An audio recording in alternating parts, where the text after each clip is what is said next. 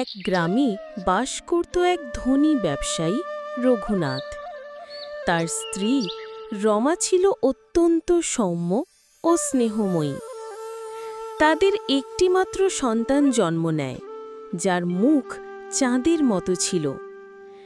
কিন্তু রঘুনাথের প্রথম পক্ষের স্ত্রী চন্দ্রা ছিল এক চতুর, হিংসুটে নারী।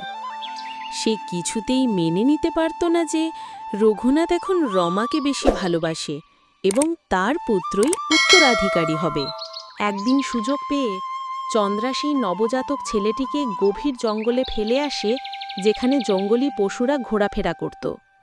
ভাগ্যবশত একটি বুদ্ধিমান পোষা ছাগল গৌরী শিশুটিকে দেখতে পেয়ে তাকে তুলে নিজের সঙ্গে নিয়ে এক গরিব রাখালের কাছে পৌঁছে দেয়। সেই রাখাল তার স্ত্রী মঙ্গলা সহ ছেলেটিকে নিজের সন্তান হিসাবে পালন করতে শুরু করে। ছেলেটির নাম রাখা হয় বিক্রম। বছর কেটে যায়, বিক্রম বড় হতে থাকে। উচ্চতা, রূপ এবং চোখে মুখে এমন এক দীপ্তি ছিল যা দেখে সবাই বলে উঠত, এ ছেলে কি করে একজন গরিব রাখালের ছেলে হয়। বিক্রম নিজেও বুঝত সে যেন আলাদা কিছু।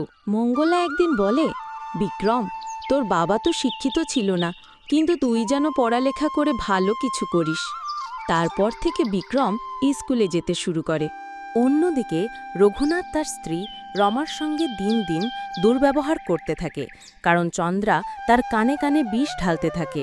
এই রমা এক অপয়া, ওর জন্যই তোর ছেলে হারিয়ে গেল। রমা একাকী নিঃসঙ্গ হয়ে পড়ে। একদিন রাখাল মারা যায়। মঙ্গলা গৃহকর্মী হিসেবে রঘুনাথের বাড়িতে কাজ করতে যায়। চন্দ্রা প্রথমে আপত্তি করলেও পরে রমার শরীর খারাপ থাকায় তাকে রাখতে রাজি হয়। মঙ্গলা এবং রমার মধ্যে এক বোনের মতো সম্পর্ক গড়ে ওঠে। মঙ্গলা রমাকে নিজের মতামত দিয়ে উৎসাহিত করতে থাকে, নিজেকে সামলে নাও, নিজের মর্যাদা ভুলে যেও না। এই কথাগুলি শুনে রমা ধীরে ধীরে নিজেকে গুছিয়ে নিতে শুরু করে। একদিন মঙ্গলা তার ছেলেকে বকরির দেখাশোনা করতে বলে আর নিজে যায় কাজে। ছাগল গৌরী তখন রঘুনাথের বাড়ির আশেপাশেই ছিল। হঠাৎ চন্দ্রার চোখে পড়ে বিক্রম। রেগে গিয়ে সে ছেলেটিকে চড় মারতে যায়, কিন্তু ছাগল গৌরী ছুটে এসে চন্দ্রার উপর ঝাঁপিয়ে পড়ে এবং তাকে আক্রমণ করতে থাকে। ঘটনাটি দেখে রঘুনাথ ছুটে এসে বাঁচাতে যায়। পরে সে মঙ্গলা ও বিক্রমকে তাড়িয়ে দেয়। রমা বুঝতে পারে এই ছাগল কিছু বলতে চাইছে। তখনই এক বুড়ো সাধু এসে বলে, এই ছেলেটি তোমার হারিয়ে। সব কথা শুনে রঘুনাথ স্তম্ভিত হয়ে যায়। রমা ছেলেকে জড়িয়ে ধরে কান্নায় ভেঙে পড়ে। তখন চন্দ্রাকে সামনে এনে সবাই জিজ্ঞাসা করলে চন্দ্রা চিৎকার করে স্বীকার করে ফেলে, হ্যাঁ, আমিই তাকে জঙ্গলে ফেলে এসেছিলাম, আমার সহ্য হচ্ছিল না। রঘুনাথ রাগে ফেটে পড়ে, চন্দ্রাকে বাড়ি থেকে বের করে দেয়।